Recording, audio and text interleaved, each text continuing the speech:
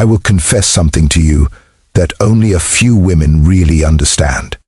It is not your body that keeps him awake at night and makes him think of you. It is neither your photos nor your sweet messages, not even the memory of your most passionate moments together. What truly does not let him go is the intrigue. This feeling of not knowing whether he still has you or has already lost you. And it's exactly this feeling that becomes a constant thought, an echo that reverberates in his head. Because men are not obsessed with what they understand, but with what they cannot decipher. Here lies the truth that hardly anyone tells you. The more predictable you are, the less he thinks of you. The more emotional mystery you radiate, not games but calmness, silence and depth, the stronger his need becomes to understand you. That is where the emotional connection begins. The one that does not fade with time. But for that, there is an intelligent way of speaking, a way of planting little seeds in his mind. A way that neither begs nor explains nor seeks attention, but inspires reflection. And here comes the question into play. The one I want to talk to you about. The one question that if you ask it at the right moment will circle in his mind all night long. Imagine this. It is late. The house is quiet. He lies in the dark. And suddenly he remembers that question you asked him. It was not a superficial question. Not what are you thinking or what's wrong. It was something deeper. Something that touched a chord in him he did not even know existed.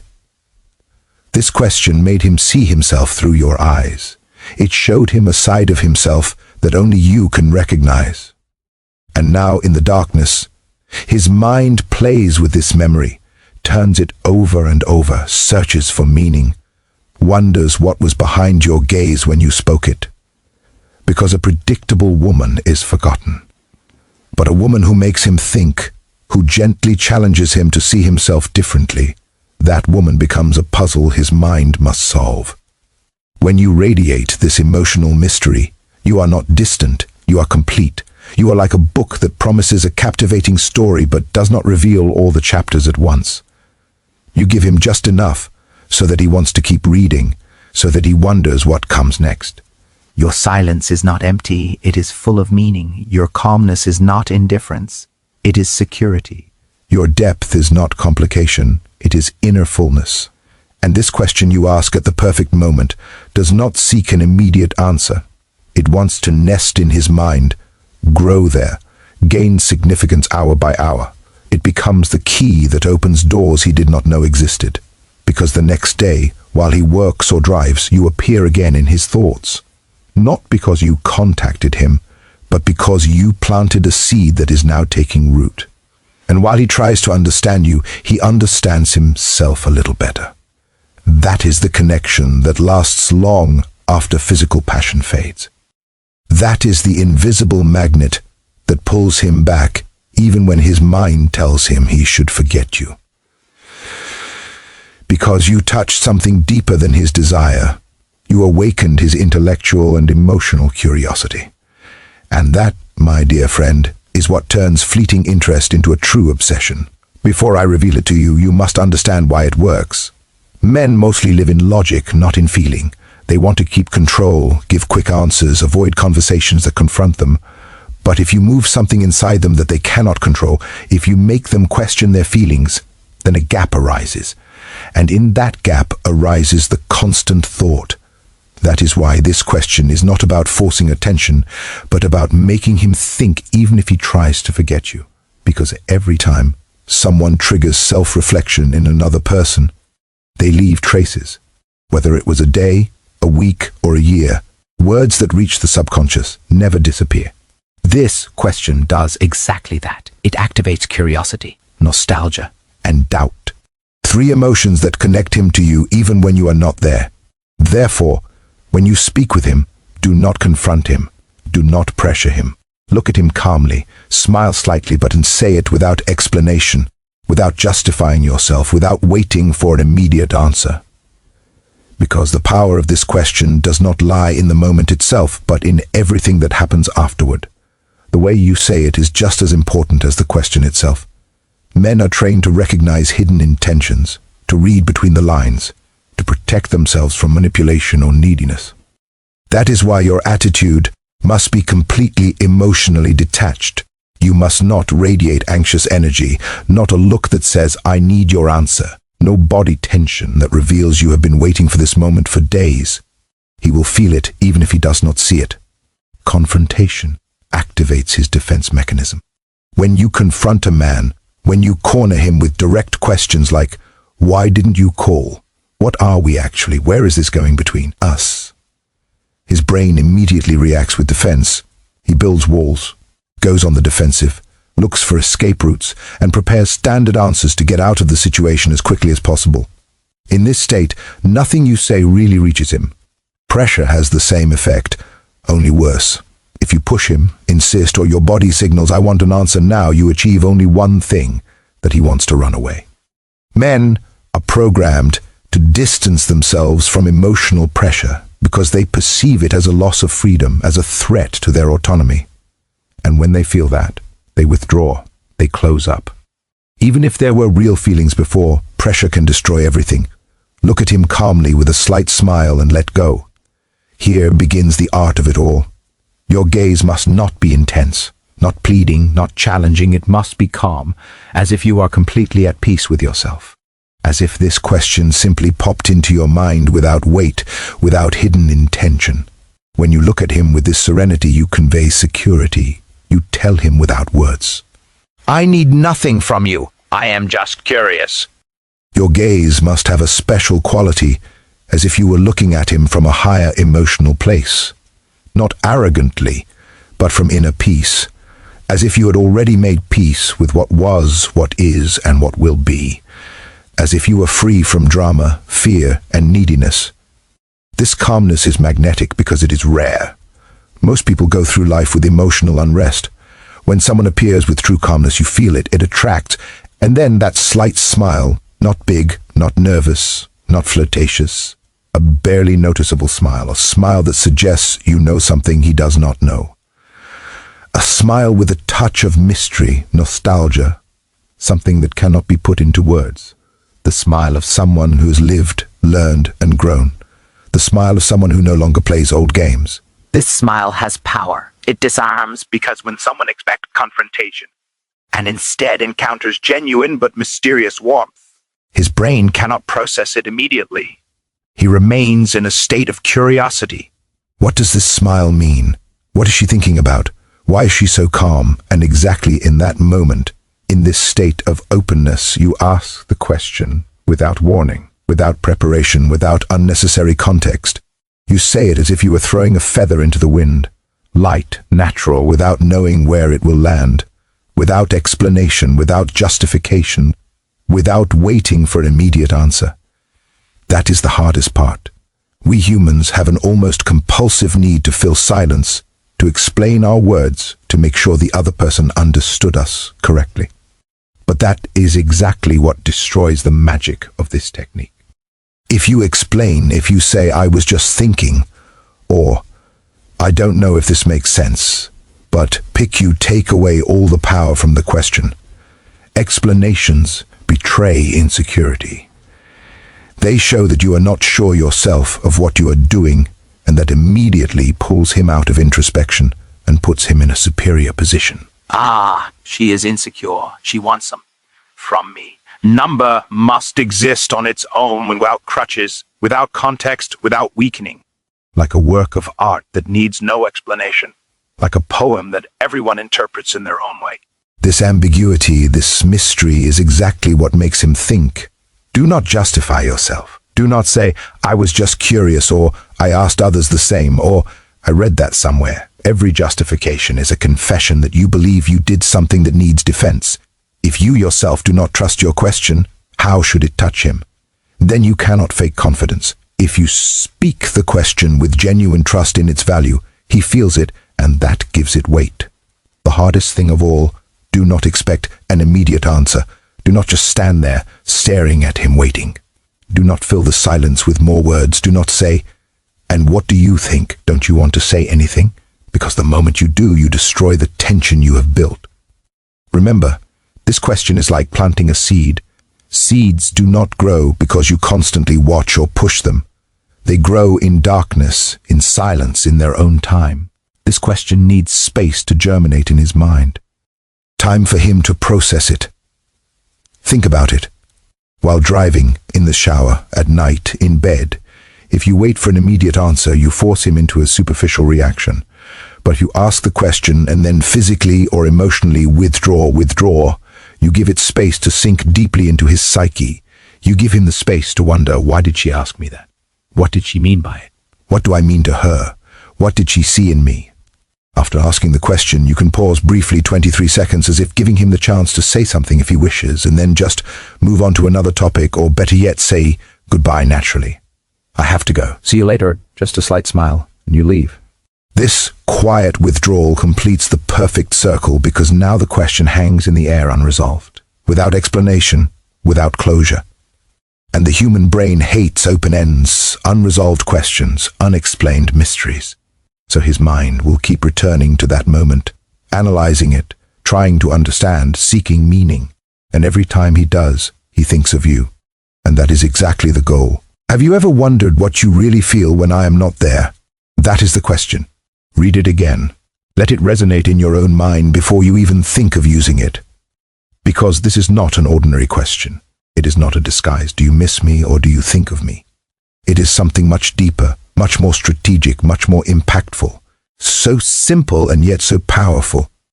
The beauty of this question lies precisely in its apparent simplicity. It contains no complicated words, no convoluted structure, no demanding vocabulary. Anyone could say it, yet very few truly understand why it works. Oh, and even fewer have the emotional strength to use it correctly.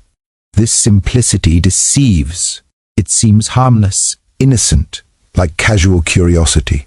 But beneath this calm surface lie layers upon layers of psychological depth.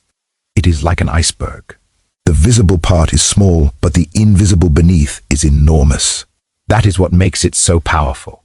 It does not trigger defense mechanisms because it does not seem to be a threat. It does not sound like reproach, not like neediness, not like demand. It sounds thoughtful, like genuine interest, like a search for something deeper than just do you like me or do you want to be with me, because it forces him to look at himself beyond ego and pride. Here lies the true genius of this question.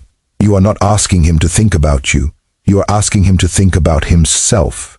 You are leading him into self-reflection, into the depths of his own emotions, into areas he may never have consciously explored. Men, especially in emotional relationships, often live on autopilot. They feel yes, but they rarely analyze what they feel, why they feel it, or what it means. They act out of feeling without really processing it. That is easier, more comfortable, less vulnerable. But this question breaks through autopilot. It forces him to press pause. It forces him to ask himself, what do I really feel when she is not there? Do I feel relief, emptiness, indifference, restlessness? And to answer that, he must be brutally honest with himself. Here begins the true power. He must go beyond ego and pride, because the ego tells him, you don't need her, you're fine alone, don't give her that power. Pride says, show no weakness, don't let her see anything. But this question puts him in a situation where he can no longer answer from ego. He must speak from a deeper, real, authentic place, because the question is not, darn, you miss me, to which the ego can easily respond with an indifferent sometimes. The question is, have you ever wondered what you really feel when I am not there? And that word really is decisive. It suggests there is a gap between what he says he feels and what he actually feels. It suggests that he may not have been completely honest with himself. And that creates in a tension, a cognitive dissonance that his mind wants to resolve.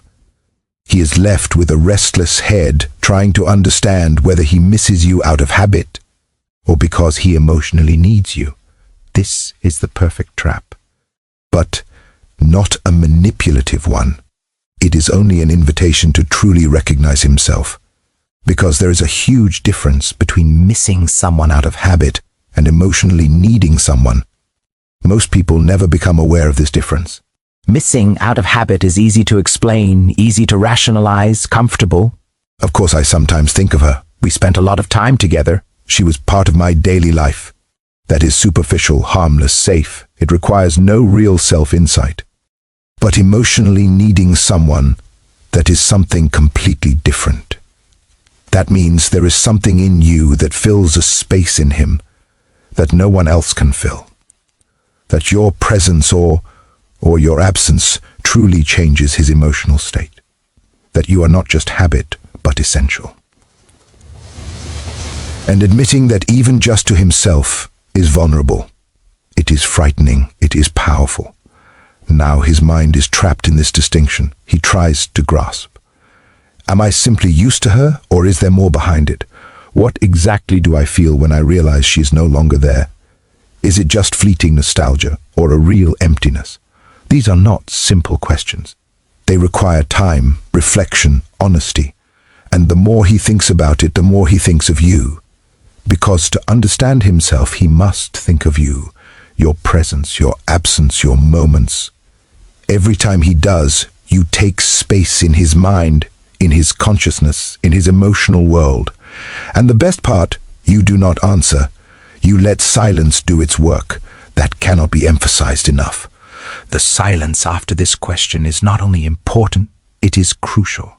It is the difference between a question he thinks about for 5 minutes and one that occupies him for days, weeks, or months. If you ask the question and then remain silent, you create a void, and nature hates a void. The human mind hates a void. When a void arises in a conversation, especially after something emotionally charged, the brain automatically tries to fill it. It wants to create meaning, understand, resolve. But if you do not fill this void, not with explanations, not with your own answer, not with trivial chatter that dilutes the moment, he is left alone with this space. And exactly then his mind begins to fill it himself with thoughts, questions, analyses, feelings. The silence communicates something powerful about you, that you can hold the emotional tension, that you are not afraid of silence, that you feel comfortable in uncertainty, that you possess the inner strength to ask a deep question and then simply wait. Very few people can do that. This rare ability impresses him as deeply as the question itself.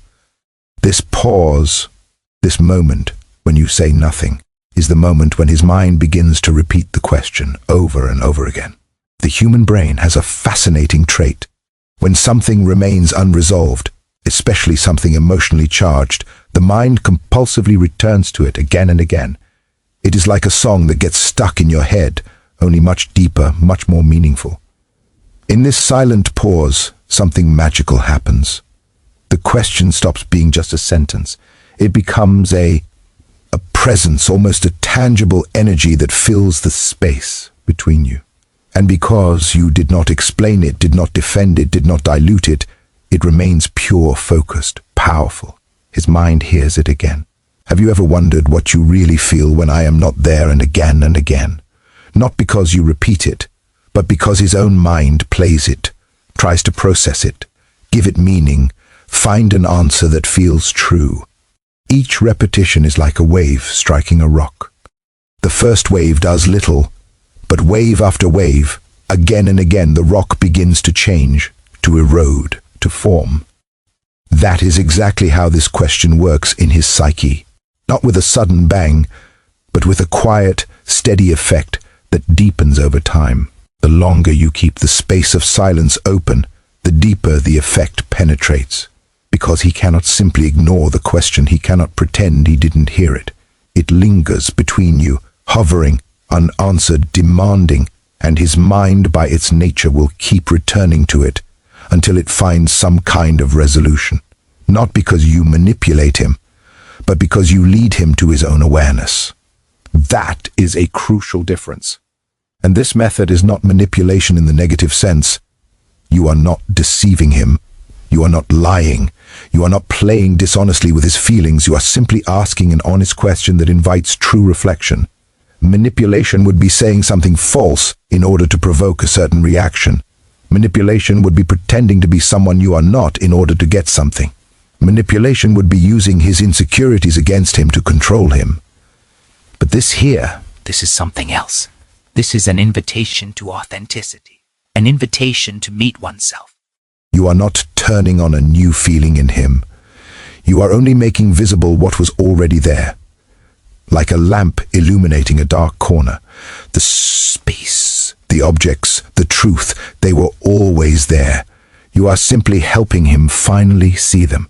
You are leading him to his own inner world, to his true emotions. And this is not a trick. It is a gift. Because most people go through life without ever truly knowing themselves, without questioning their emotions, without examining their inner stories. You give him the chance to understand himself, to recognize his feelings, to encounter his truth. And if in this process he realizes that he misses you, that he needs you, that you mean more to him than he wanted to admit, then it is not because you made him feel that way. It is because he has always felt it. He just finally recognizes it now. And no one forgets the person who makes them reflect on themselves. That is a deep truth about human nature that very few truly understand.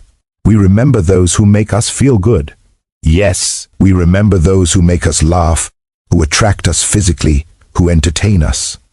But all those memories are superficial, easy to replace. But the person who makes us reflect on ourselves in a new way, who leads us into depths we have never explored before, who opens doors in our consciousness we didn't know existed, that person leaves an indelible mark. They become part of our own story of self-discovery, and that is unforgettable. It is like the difference between a tourist visiting a country and an archaeologist discovering something old and valuable within it. The tourist has a nice experience and moves on, but the archaeologist has unearthed something that changes the understanding of that place forever. You don't want to be the tourist in his life. You want to be the archaeologist who uncovers truths he needed to see. When someone makes you reflect on yourself, truly reflect, not superficially, but deeply and honestly, a powerful connection is created. Every time he returns to that place of self-reflection, you will be there in his memory. Every time he examines his own feelings, he will remember that you were the first who invited him to do so.